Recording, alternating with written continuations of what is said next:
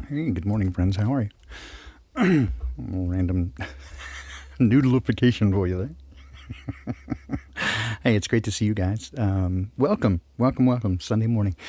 And ancient wisdom for a modern world. How does our one son noodle exactly? Let's see. Jumping into, well, hey guys, let's see. I have just a brief thing this morning. Of course, we'll do a little bit from Proverbs, as per the usual, and we'll do a little bit from Psalms, I think. Hey, Georgie, great to see you, my friend. Let's see. A couple of notes. One is that I got an email from one of the, I guess, supposed benefits of getting to know you guys is that there are so many people who I get to communicate with fairly regularly. And I do appreciate so much you guys reaching out. And that, again, the relationships that we're building here are, I think, not only invaluable, but eternal, right? They're going to last not only this lifetime, but ideally throughout eternity. And I'm so delighted by that. But the other side of that, of course, is that people, especially now, are going through a great deal of challenges. And you don't do this from this seat without feeling it, and feeling the burdens that people carry and trying to walk through them with it. It's sometimes daunting. It certainly is, I suppose, humbling, and it honors me that you would choose to reach out to me in such times. But some people have been going through some really difficult stuff. One of our listeners, Hal Fuckery, I think is how you pronounce that, had a fire and lost pretty much everything. They were able to grab the laptop bag and go, and that was about it. I asked if there was anything that we could do materially to help, and the response was, I don't really know how to ask for that, just prayer. We can certainly do that, and I've already begun. But I'd put up a GoFundMe. I just don't have any place to put it. But I don't know. We'll talk about that more. One of the people that my wife follows in her sewing community online had the same thing. Somebody, oh my gosh, somebody in their apartment building had a domestic squabble with their partner, and being emotionally immature, responded by setting their place ablaze, because that fixes things. And of course, the result was that the entire building and the next one burned down entirely, destroyed everything. People lost all their stuff. And having gone through this now 4 or 5 times, lost everything, it does change your perspective, and you learn that things are just things and they're replaceable. But there are some things that are nostalgic and that you just never can replace. And no amount of insurance is going to cover that.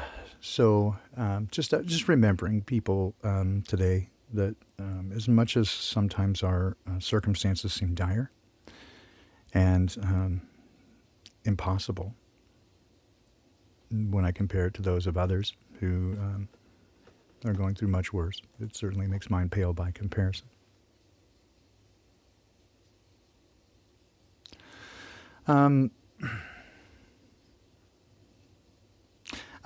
I suppose before I would go any further, I'd say just refer to, I think yesterday's Unintended Consequences stream reveals a good bit of what's in my heart this weekend. So take a look at that, called The Enemy Within. I hope that well expresses my intention. I'll be doing more this evening with your one of your favorites, the inimitable ceiling fan man, this evening at 5 p.m. Pacific, and that's 8 p.m. on the East Coast, rather, with sort of scriptural as we delve into some of these topics. And if you know Ceiling Fan Man, he's an interesting character, and he's become a really good friend of mine. I've gone out to his place a couple of times at the undisclosed location here in the Pacific Northwest, and he's got some property out on an island, peninsula, I guess is what you call it. I take a boat to get there. You can drive around, but it's a beautiful, beautiful place. He's got some chickens. and some trees and some food growing in the ground. He and his wife are just lovely, and my wife and I have gone out there a couple of times and spent some time. They're just great people, and again, I think indicative of the community that we're building, and why I think it's so important to develop these relationships, especially as we move toward this idea of communal living and being interdependent and getting away from the matrix. I think it's important to build these. Hey, Jennifer, good to see you. To build these relationships in advance, because I came to the realization very early on in considering these ideas that even in the perfect situation, if you get the wrong people and there's strife between them, they will fail.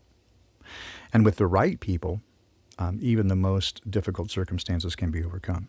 So the most important thing is to find the right people and have a good plan, of course. But it's important that we tribe up. And when I say that, again, I've also come to the realization that there will be some who may not be right for each tribe. Doesn't mean they're a bad person, but they just, certain people work better together with others. And I think that's understandable. It's human nature. And I think it's also probably a good thing in that, from what I can see, the best way is to keep these things fairly small, certainly under 300 total. 150 to 200 seems just about right to cover all the things that you need. Talking to a few people, I know some want to just go on their own. And hey, if you can do all of it, man, you're awesome, better than me. But I know that certainly it's going to take a group of people, I think, to do what we need to do well, right, and comfortably to an extent. To have a number of people who invest their time and energy into learning the skills necessary. And part of that is, again, what I discussed yesterday, not just the information, but to develop your character. All the information in the world doesn't make you a better person. In fact, it can make you a bitter person when you look around and see all the horrible things going on around you. If you don't have love, it will not go well. Just offer that. Okay, I don't want to be a downer this morning. Let's get into some of the better stuff, right? This is, we'll cover Proverbs this morning. So today is the 7th. And again, if you're unfamiliar with the premise here, so the idea being that if you want to jump into Scripture, Proverbs is a great place to jump in. I think there are 31 chapters in the book of Proverbs. Some months have 31 days. And so if you read the Proverbs for the day, so on the 1st you read Proverbs 1, on the 5th you read Proverbs 5, etc. If you do that for 3 months, I think you will find it make an interesting and enormous change in your life. And also it will get you familiar with the way Scripture is written, kind of the way that their mind worked, some of the literary things that they used, repeat and rephrase or contrast. You'll see this is that, but this, but that is that. And you'll see that again this morning. I'm going to do Proverbs chapter 7 and 8 this morning, and you get to see that pretty clearly in that two different paths are personified. A bit of anthropomorphism into women. So you have the adulterous woman, and you have the woman of wisdom, and they're compared and contrasted. And so it's a great chance to see that. And so we'll jump in here. Let me find this, and we'll do some. I think we'll go here, and I'll begin with Proverbs chapter 7.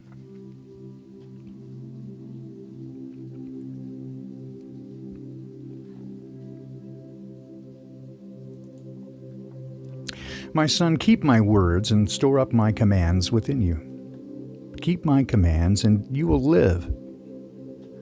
Guard my teachings like the apple of your eye. Bind them on your fingers and write them in the tablet of your heart. Say to wisdom, you are my sister, and to insight, you are my relative. They will keep you from the adulterous woman, from the wayward woman with her seductive words. At the window of my house, I looked down through the lattice. I saw among the simple, I noticed among the young men a youth who had no sense. He was going down the street near her corner, walking along in the direction of her house at twilight as the day was fading, as the dark of night set in. Then out came a woman to meet him, dressed like a prostitute and with crafty intent. She's unruly and defiant, and her feet never stay at home. Now in the street, now in the squares, at every corner she lurks.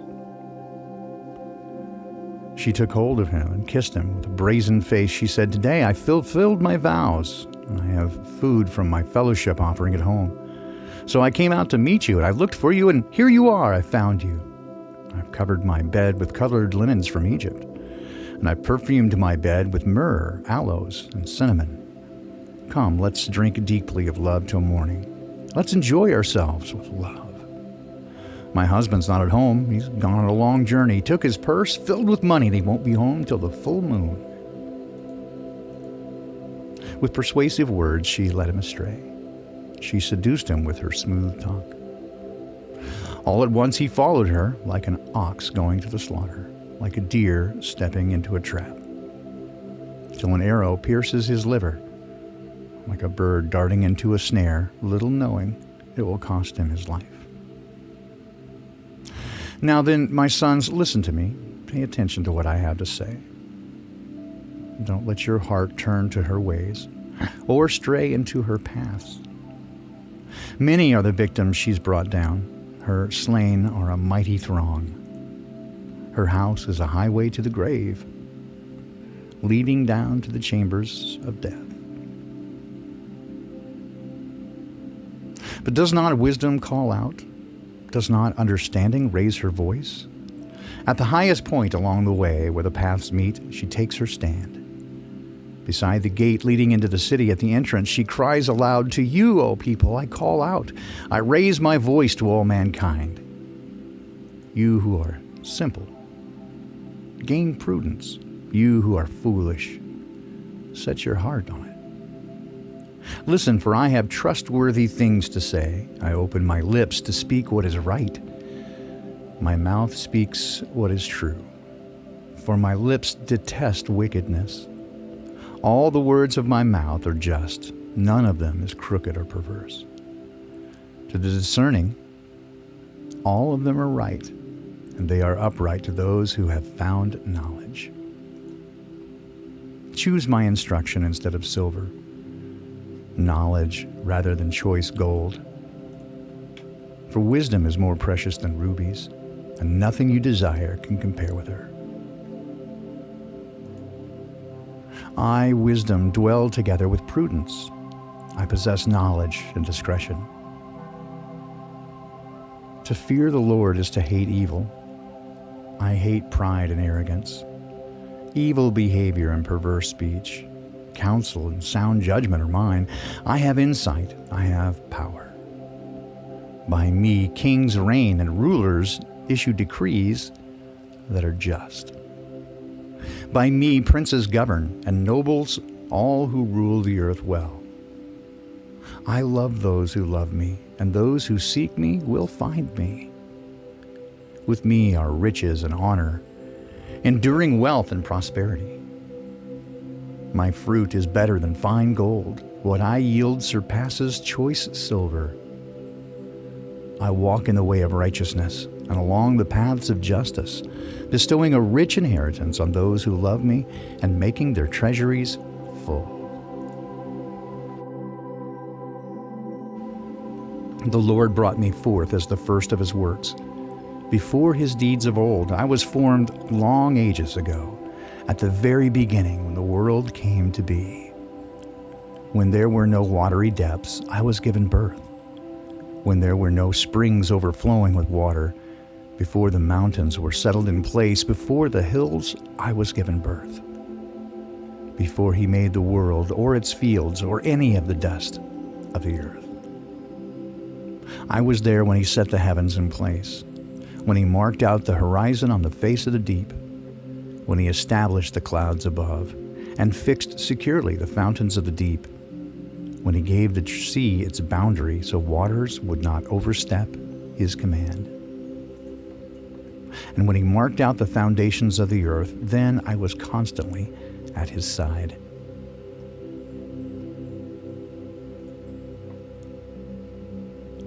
I was filled with delight day after day, rejoicing always in his presence, rejoicing in his whole world and delighting in mankind.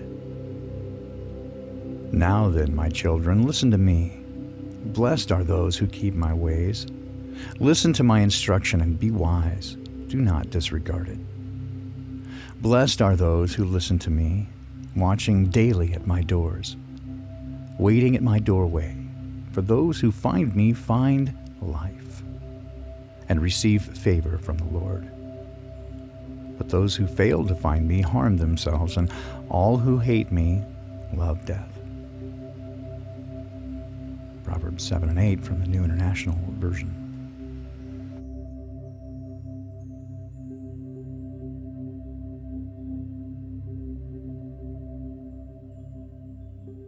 Oh man, that copy is good.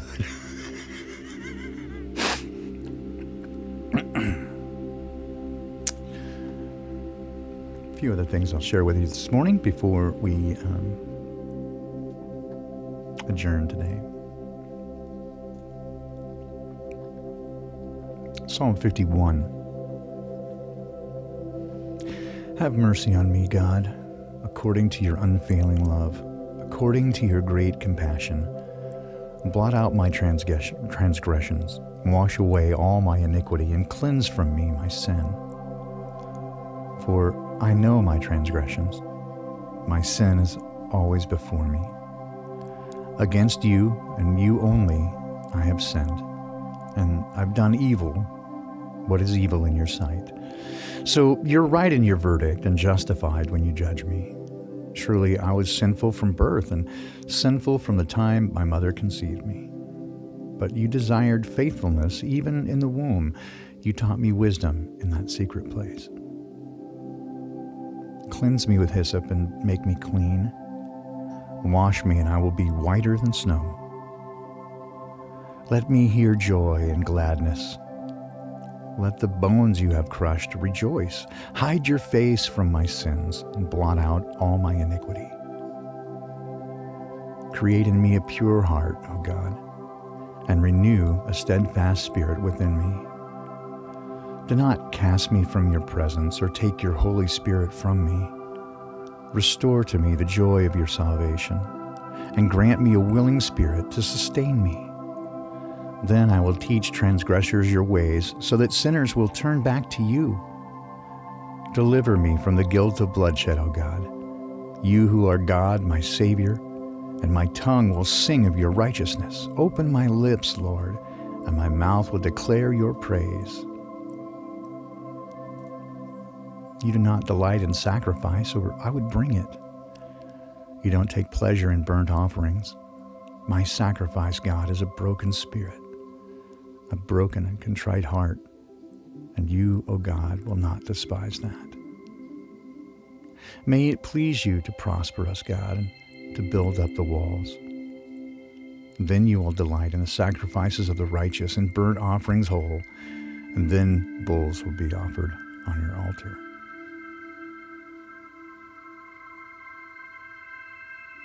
Psalm 51. Hey, Rob, good to see you. I think I did this perhaps even last week, but I've done it recently, but I think it deserves revisiting. Psalm 52, we'll just continue on there. A bit of a warning, if you will. Why do you boast of evil, you mighty hero? Why do you boast all day long, you who are a disgrace in the eyes of God?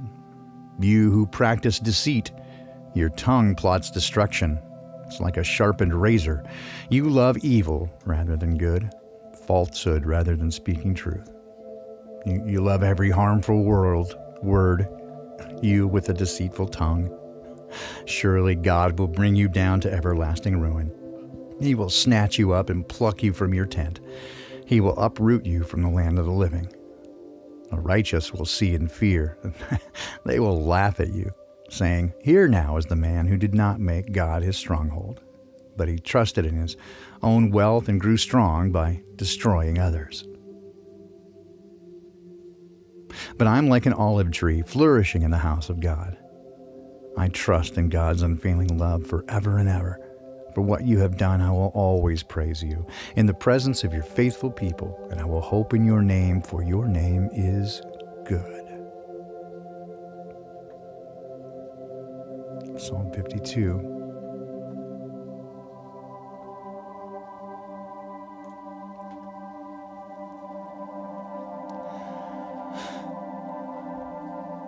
This evening at 5 p.m., we're going to touch back with sort of scriptural. I'll have Ceiling Fan Man with me, and we're going to dig into a few interesting things. I'll just leave you with a couple of interesting ideas this morning. If you've done any comparative study between, religious systems at all, I mean, certainly there are a number of comparisons that can be drawn between, I think, the three monotheistic religions, that being Judaism, Christianity, and Islam. Each are also what we call Abrahamic religions. They all claim Father Abraham as their source. Of course, if you know the story of Abraham, his two sons, Isaac and Ishmael. The Ishmaelites became what we know today as the Arabs. The Israelites became the Jews. And Christianity became the promise and the covenant that he made with Abraham, intended for his children, but he adopted anyone who accepted the gift of the Son, J-Bro, Yeshua, Jesus, whatever you want to call him. It's my buddy. If you accept his gift, you are transplanted in, you are adopted into that family. But some of the interesting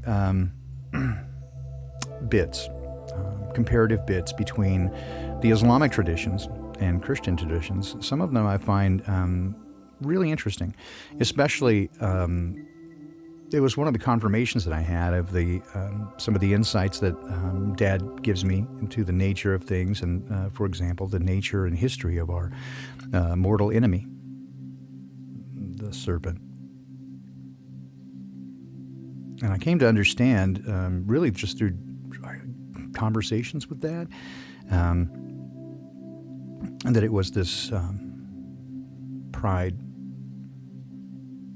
and jealousy when he created mankind to be his mini-me, to serve in his place and to demonstrate in the same way that Father God, the creator of all things, pulled a part of himself directly out of himself to create the first new life, the first fruit of all creation, which was his Son, the only begotten Son, because he literally pulled it out of himself to make something new. But this gave him insight and understanding in how to create life, and he went on a creating spree, a living spree instead of a killing spree, if you will, creating all kinds of things, interesting living creatures as they're described in Scripture, and so many different things. And so it was this, when he made man and then asked the angelic host to bow before him, and this give him the same honor that you would give to me, because he represents me.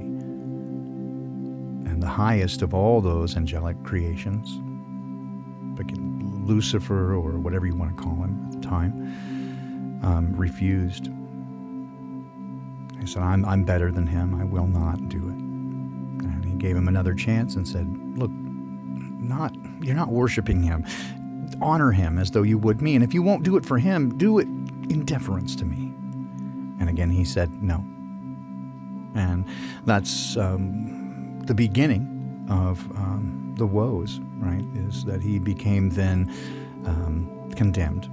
He had separated himself from perfection, and the result of that is death.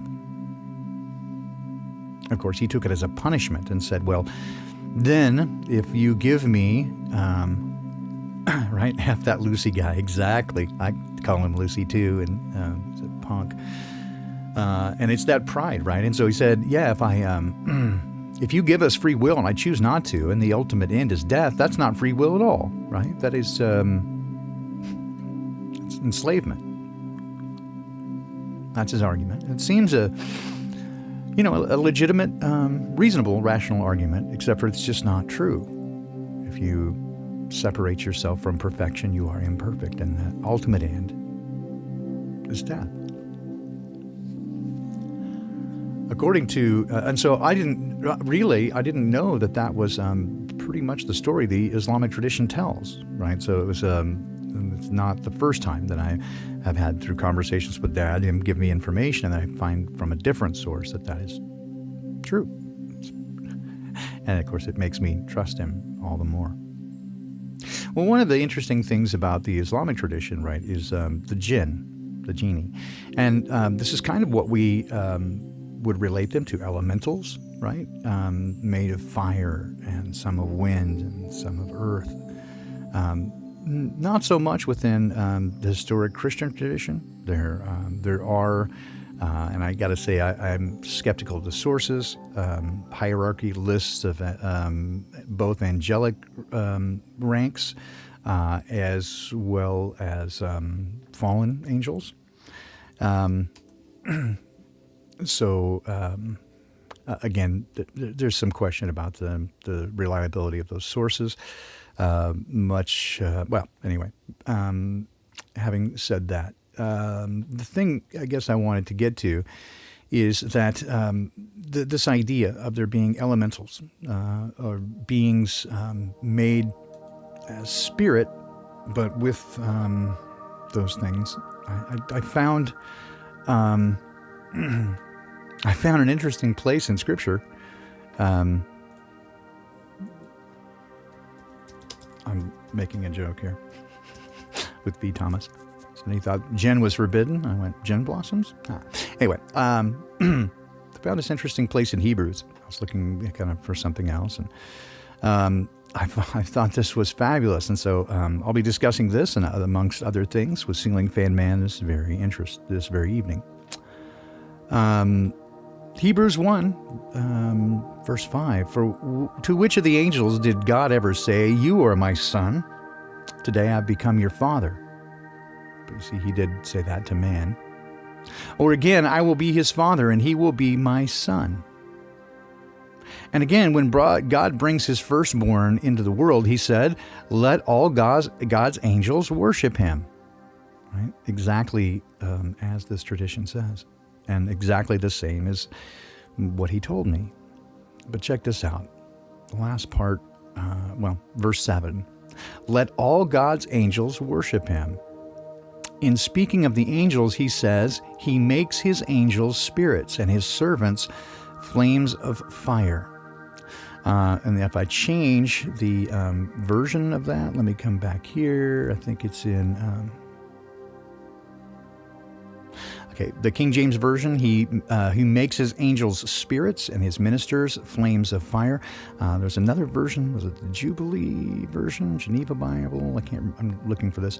But basically he says that he made them out of wind, out of the air, and out of flame. In the Geneva Bible, he saith, he maketh his spirits, his messengers, and his ministers out of flame of fire. Fascinating stuff. To me, that he used these different elements. And then again, the idea then of mankind, and you have these four elements, right? And then the fifth element, the quintessence, is that the four elements are within man, that we are made of water, earth, fire, and air. We have the breath of life. We're made of dust. We're 60+% water. And we have the fire within us. Fascinating stuff. Right? And being the fifth element. Can't argue with that. So, interesting stuff. I gotta tell you, I am so in love with Dad, our Creator. such a fascinating being, and so truly the very definition of love. And I think that anyone who has not met Dad or have a relationship with him, the only love that you know is a poor fabrication. It's a knockoff. It's a counterfeit, and it leaves you empty. But the only source of love that I see that's true is Dad. And it was this conversation I had through a period of time, come to understand that, again, I was really deep at the time into the words of Jesus and trying to better understand his direction for us. And he said, I tell you the truth, the Son only does. I can only do what the Father tells me to do. I can do nothing without the Father, so that anything that I do, you can do also. Right? But I tell you the truth, the Son can do nothing without the Father, and I only do what I see him do. And so I set that out to be my goal as well, to try to better understand the Father, to listen very closely, and to do as he asked. And one of these things was, again, the command of Jesus was to love the Lord thy God with all thy heart, all thy strength, all thy mind, and to love your neighbor as yourself. And it's so fraught with such implicature there, in terms of that you must be able to love yourself in order to love your neighbor. But without having a love relationship with God, you can never really understand what it is. And so I set out on a journey to understand the nature of love itself. Is it an emotion? Is it a choice, a mindset, an attitude, an action? What is it really? And as I struggled to come to grips with this, Dad pulled me aside and said, see, the thing is, love is not a thing to be defined. It is not a choice. It is not a feeling, although it can invoke feelings. It's not a tangible thing in that way. Love is a person, and his name is I Am. Once I let that really, truly soak in and traverse the 18-inch mile between your head and your heart to become integrated, once I began to fully grasp what he was saying, it has made a profound, life-altering difference to understand that Dad really, truly is the very definition of love. He is love embodied.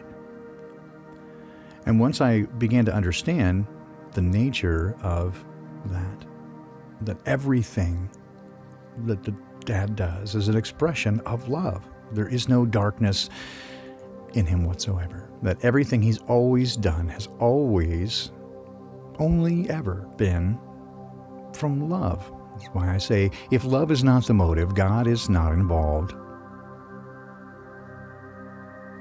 I'll say it again. If love is not the motive, God is not involved.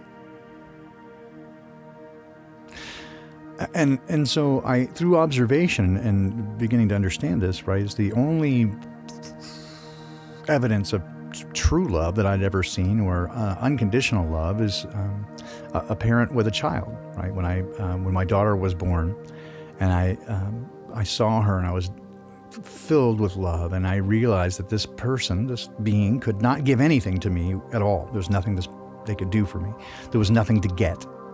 It was simply love.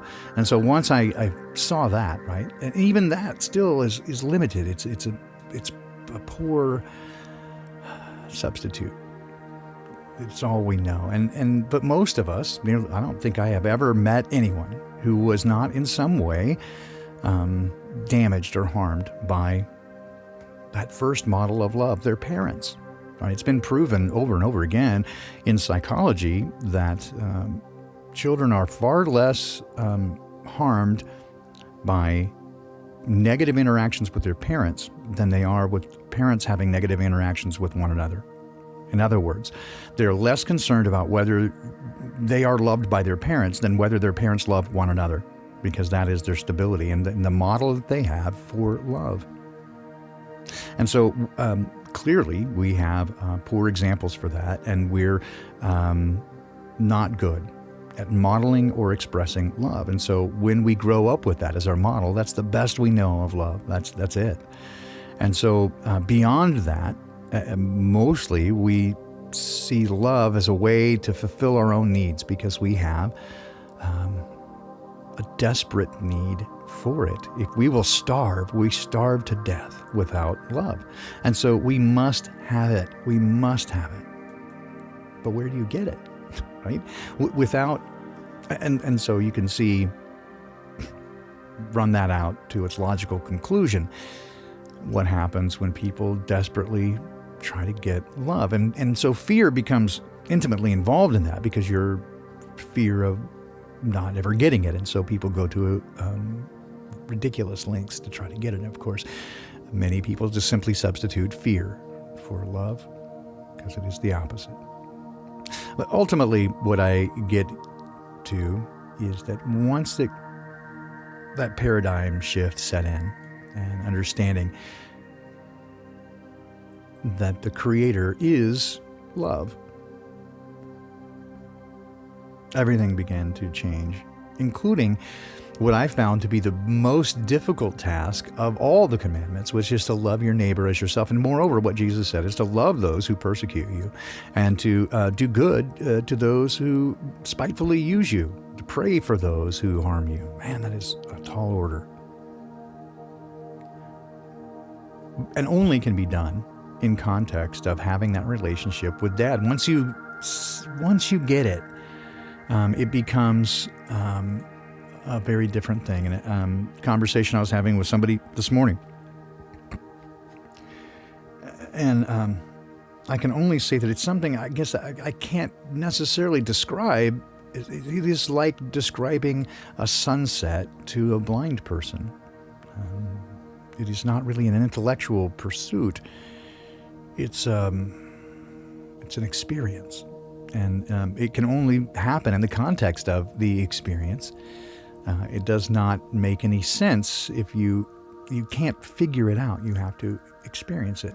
And so you can try to explain the nature of a sunset to a blind person. So like color, okay, well they kind of can maybe imagine, okay, and these colors, layered and bright, intense colors, and it's in nature, and so that makes you feel good.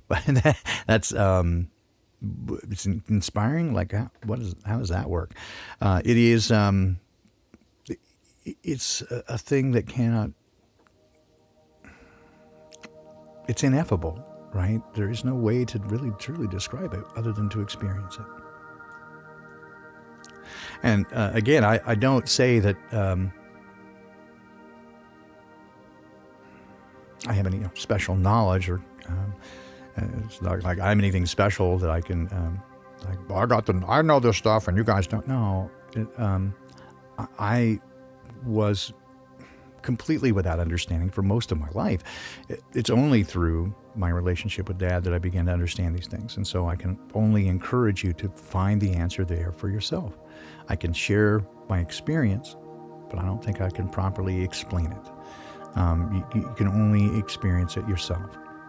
But I do think, and through observation, and I've come to the position that this is what I hold right now, that without that interaction, without that intimacy of relationship, that you never really can truly experience love, even love for yourself.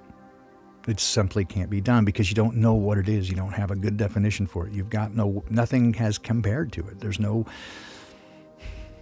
model for it. You don't even know what it is until you experience it. And so all I can do is adjure people to seek it out and to find the Creator. I struggle a bit there because I've made it a point that I'm not going to tell anybody what to do or try to convert or persuade or convince them. It's not my way. But for those who are looking, I can simply point in that direction and say, This is what I know and what I've experienced and what I've observed, and I have come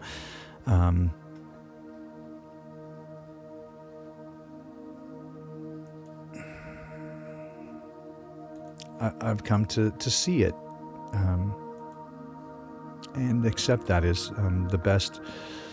And again, not just for myself, but I see it in others as well. So it is, again, it is something I think you can only experience.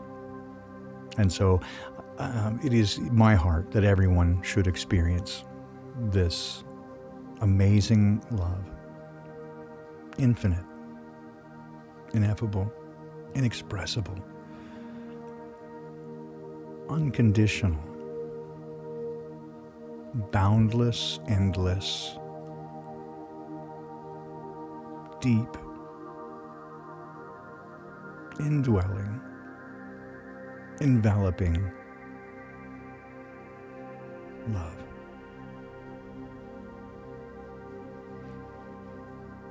I wish for this for you today. If you'll allow it, I'll just take a moment and say, Dad, thank you so much for joining us here as you do always. I'm so grateful for your presence in my life and for the time that you've spent with me. I don't quite know why it is that you choose to care and to love us so much and to spend so much energy on so many who seem so far from even caring about the nature of who you are or who we are. But I'm so grateful that you never let me go. And as far as I tried to run, that you never let me get away. I will never be able to completely thank you fully for that. But to this end, and for your purpose, and to glorify your name and who you are, I humbly ask, as just as a personal favor, to reveal yourself to each person here today who's willing to answer the door when you knock, so that you can show them too the nature of love and who you are, and why up until now they've been starving so badly.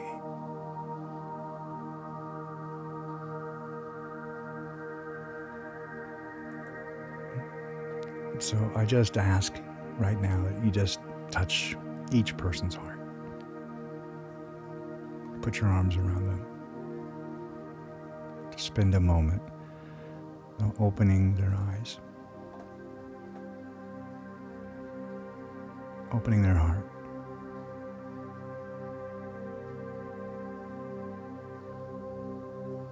And thank you for this.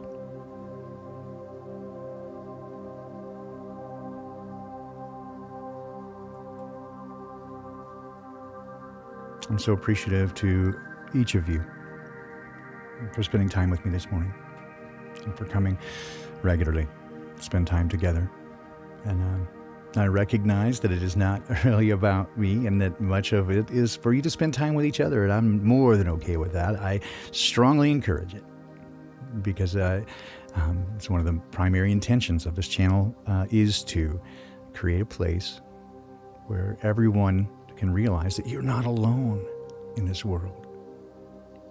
You are not alone, and that you have a purpose. Disciple of Messiah, thank you so much. It is for me too. The wealth of love that you guys bring is enormous, and I'm so thankful for it. And I'm so grateful for the cards and letters and comments that you guys give. It's so encouraging and so needed. It is difficult sometimes to, as Paul said, kick against the pricks, right? There are those who, I suppose, take umbrage with what we're doing here. Clearly, it's because they hate darkness. I mean, keep in mind that when given a choice, the Jews chose Barabbas rather than Jesus to be released to them, not because they loved Barabbas, but because they hated the truth. Let that work through you for a minute. Given the choice to release one or the other, they chose Barabbas, not because they cared at all about Barabbas, but because they hated the truth. And so when you get pushback in your life, what Jesus said very clearly, if they hated me, they're going to hate you. So take it not personally, but as a measure of joy. That's right. Love does cover a multitude of sins. You bet. But darkness hates the light. And it tries to extinguish it. And so when you get such a violent pushback from the world, know that you are moving ever closer into the light. Because darkness hates it. John chapter 1 says that light came into the world, and darkness could not perceive it. It did not understand. So, I am.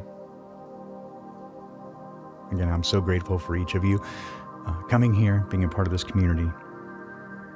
And again, I encourage you to come around one another, to encourage one another, to help one another, take care of one another. We are going to need one another more than ever in the coming weeks and months. We'll talk about that a bit more this evening as well. What I see happening in the world around you and around us.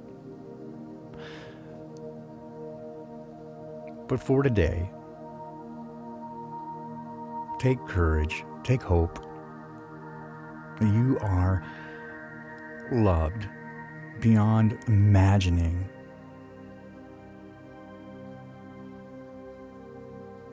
That the first created thing, the first created being, risked its own existence to save you, to set you free.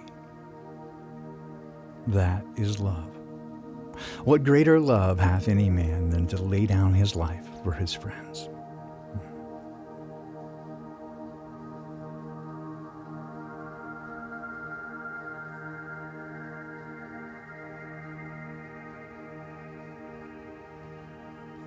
Hope you have a lovely day. In fact, I wish for each of you the opportunity to help someone today, to reach out and offer strength and encouragement to someone around you. I think you'll find that it does more than encourage them. It will encourage you as well.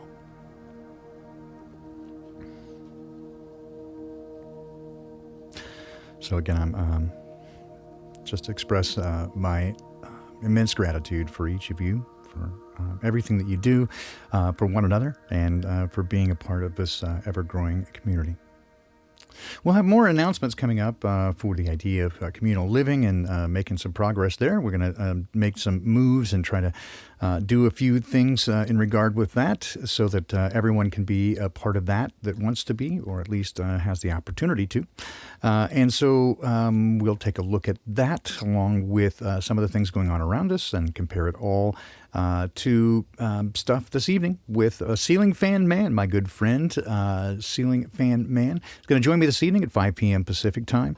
It's 8 p.m. Eastern time as we take a look at some of the stuff. Sort of scriptural is where we're at tonight. So again, that's 5 p.m. Pacific time at 8 p.m. Eastern. I'll leave you as I generally do with some kind of old tune that Joe and I wrote way back in the day. See what I can find here. And I'll go with this. Did I do this one recently? Let's do this one. This is the way old version. It's like 1992 of In Your Eyes with Deanna Smith on the vocals and Joe Ray on guitar, lead guitar, backing vocals, myself, the Great Baldini on bass guitar, keyboards, backing vocals, Jim Rogers, the late Jim Rogers, and boy, do I miss him after almost 25 years now. Man, I missed the guy. Anyway, on drums and backing vocals as well. In Your Eyes from about 1992. Very, very old version of this one.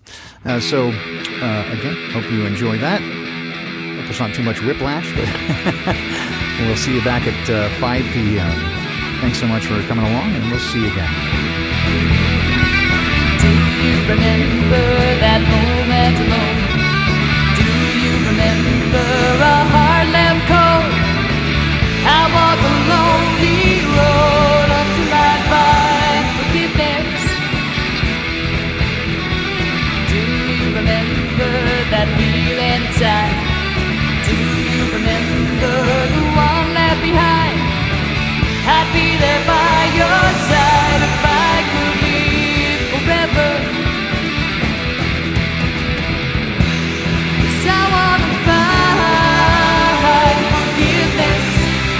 Forgiveness in your eyes. I want to live forever, forever in your eyes. I want to see heaven, want to see heaven.